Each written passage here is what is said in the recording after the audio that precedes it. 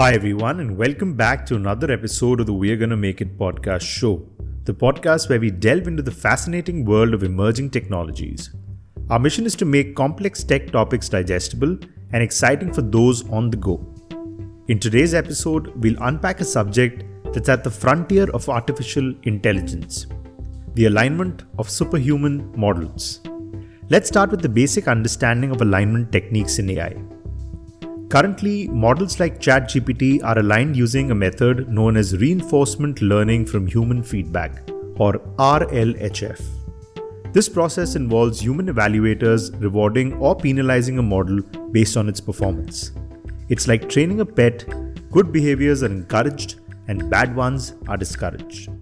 However, as we venture into the realm of superhuman models, AI that surpasses human intelligence in complexity and creativity, the rules of the game change. Imagine an AI that can generate 1 million lines of highly complex code. How do we as mere humans evaluate the accuracy or even safety of such an output? This is the crux of superalignment challenge, aligning AI that operates on a level beyond human comparison. Now, here's a thought-provoking analogy. Can a weak model effectively supervise a strong model? Think of it as a high school student taught by an elementary school teacher. Surprisingly, research shows that strong models, when fine-tuned with guidance from weaker ones, actually outperform their teachers themselves. This is what we call weak to strong generalization. But here's the twist. These robust models still need to reach their full potential under weak supervision. There's still a gap, which poses a significant challenge as we apply RLHF to superhuman AI models. However, there's a silver lining to all of this.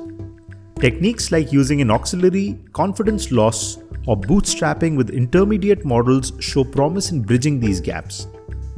Auxiliary confidence loss is a loss function that penalizes the LLM when its confidence score are inaccurate. For instance, if the LLM confidently predicts the wrong word in the word prediction task, the auxiliary confidence loss will be high. What does this mean for the future of AI? It suggests using weak supervisors like less advanced AI or humans to guide more powerful models. This could be a game changer in developing superhuman reward models or even safety classifiers. But let's not get ahead of ourselves. There are significant limitations and challenges. The methods we discuss are only sometimes applicable. We are still a long way to go from fully unlocking the potential of superhuman models. We must also refrain our approaches to ensure continued progress towards safe and aligned AI. Now, while this topic is focused on superhuman alignment, this topic also ties into a larger conversation about the robustness of pre-training and fine-tuning in AI. Massive, diverse datasets used in pre-training leads to more robust AI models, but fine-tuning these models to specific tasks often reduces their effectiveness outside those tasks. This highlights the delicate balance between generalization and specialization in AI training. Now, let's dive deep into the methodology of this cutting-edge research, seamlessly continuing our exploration of superalignment in AI. Remember, we're dealing with a fascinating challenge of supervising models that are smarter than us. How do we really do it? This is where the concept of weak to strong learning comes into play. Imagine you're teaching a prodigy, someone far knowledgeable than you in a specific field. This scenario is akin to a weak model supervising a stronger one. Researchers approach this by creating an ineffective supervisor, a miniature model fine-tuned on an accurate ground truth label. This model then predicts the outcomes of new examples. Next, they train a robust student model with so-called weak labels predictions. The performance of this strong student is what we term as weak to strong performance. And for a competitive baseline, they also train a strong model with ground truth labels to understand the ultimate potential or the strong ceiling performance of the model. Now here's where it gets interesting. The gap between the weak performance and the strong ceiling performance is what we want to bridge effectively. The performance gap recovered is a measure which measures how much this gap weak to strong model can close effectively. In an ideal world, a perfect PGR of 1 means we've completely bridged the gap using weak supervision alone. This approach has its own advantages. It's versatile and can be adapted to weak and robust models. It's also faster since it doesn't involve human feedback loops. But, and there's always a but, this method has its own issues. For instance, weak model errors today differ from those made by humans trying to supervise the superhuman model. Also, current models have been trained with human supervision, which might vary from superhuman models themselves.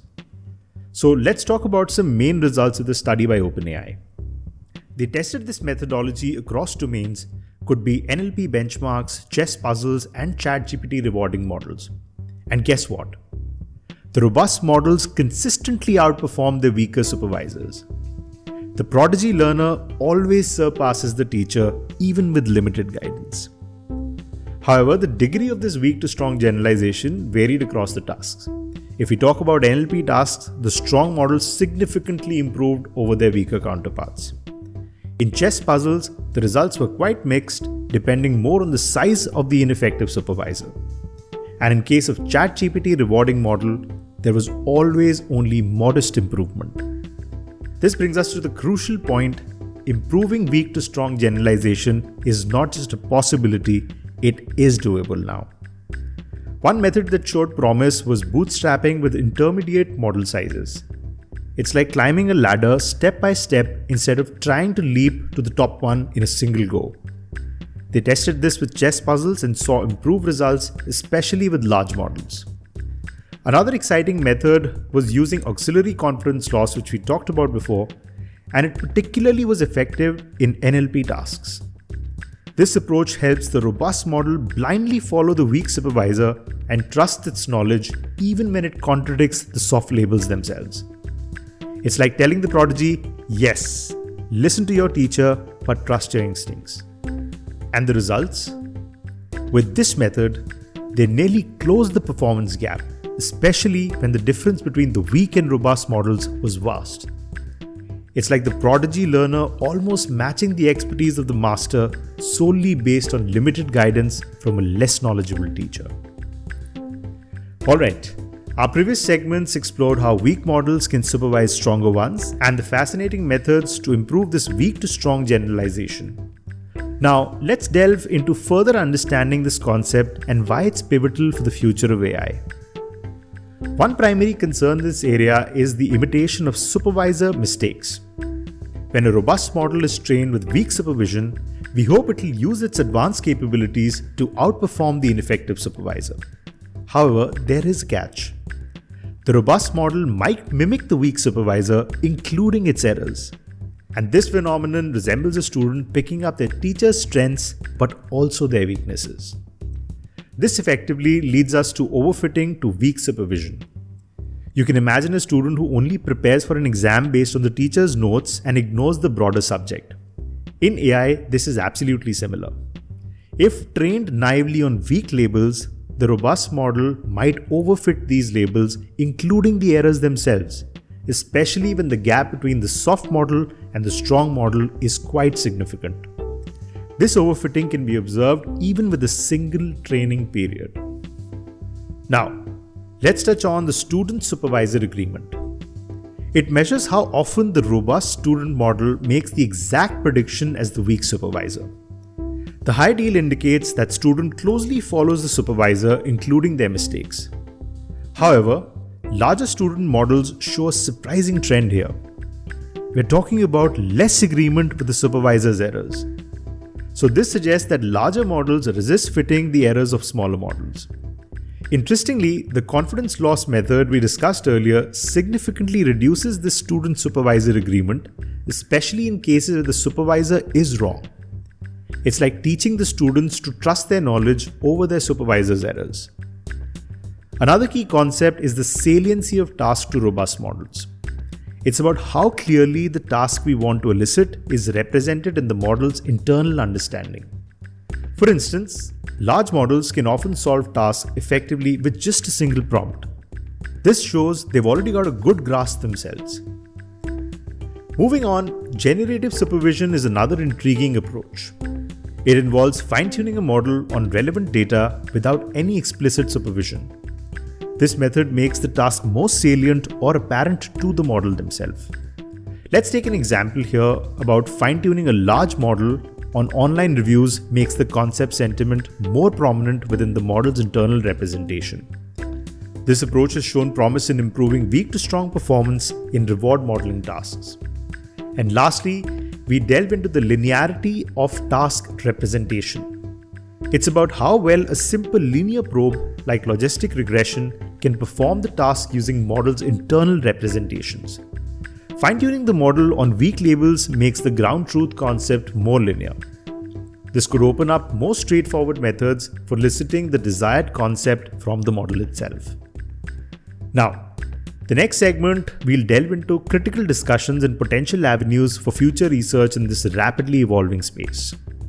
We've already seen how our current methodologies provide a simplified analogy for aligning superhuman models. But, like any analogy, it could be better. Some critical disanalogies and areas need deeper exploration. So let's unpack these and look at where the future work could take us. One key disanalogy lies in the area of imitation saliency. In future, superhuman models might be exceptionally adept at predicting human behavior. This means that if we supervise these models naively, they could just imitate their human supervisors, showing human-level capabilities instead of their latent superhuman potential. While our current models imitate their weak supervisors to just an extent, this issue could be more pronounced with future models. Therefore, understanding and addressing this will be crucial for ensuring that our methods today will be effective for the future superhuman AI. Another significant disanalogy is pre-training leakage. The idea here is that many tasks we currently use to test AI models might have been indirectly observed during their pre-training. For example, a model like GPT-4 could have implicitly learned about simple science questions during its training. However, superhuman capabilities might be more latent, learned through self-supervised learning or other methods rather than direct observation. This could make it harder for illicit capabilities and render our current results overly optimistic. Now, what is the roadmap of the future in this area? Firstly, there's a need to make the experimental setups more analogous to the real challenge of aligning superhuman models. This means addressing the disanalogies we've discussed before and ensuring that methods are robust enough to handle the complexities of superhuman AI. There's also the need to develop scalable methods for weak to strong generalization. The goal is to extract everything the robust model knows about a task, leveraging its inherent understanding itself. This includes developing methods that allow the AI to disagree with weak supervision whenever necessary, ensuring that the AI's responses are natural and salient while maintaining consistency in its outputs. Moreover, we need deep scientific understanding of why and how these methods work to trust methods for aligning superhuman models in high-stakes situations. This includes exploring questions like what makes concept easy or hard to elicit, understanding the importance of errors in weak supervision, and examining the robustness of our methods under optimization pressure. Finally, it's essential to remember that AI landscape is changing rapidly. The prospect of developing broadly superhuman models within this decade is becoming an absolute reality today. These models could be compelling and pose significant risks if not aligned with human values. Hence, establishing high reliability in aligning these systems is more critical than ever before. And that brings us to the end of today's episode at We're Gonna Make It podcast show. We've journeyed through the complex and fascinating world of AI alignment, exploring the challenges and potential of aligning superhuman models. From understanding weak to strong generalizations to discussing the crucial steps for the future research. We hope this episode has left you with a deeper appreciation of the strides in AI and the significant work still ahead. As we continue to navigate the rapidly evolving landscape of technology, your support is invaluable to us. If you enjoyed today's episode and found it enlightening, please don't hesitate to like, follow, and share our podcast. Your engagement helps us reach more listeners and keeps the conversation going. So until next time, keep pushing boundaries, keep exploring ideas, and always remember, we're gonna make it. Goodbye.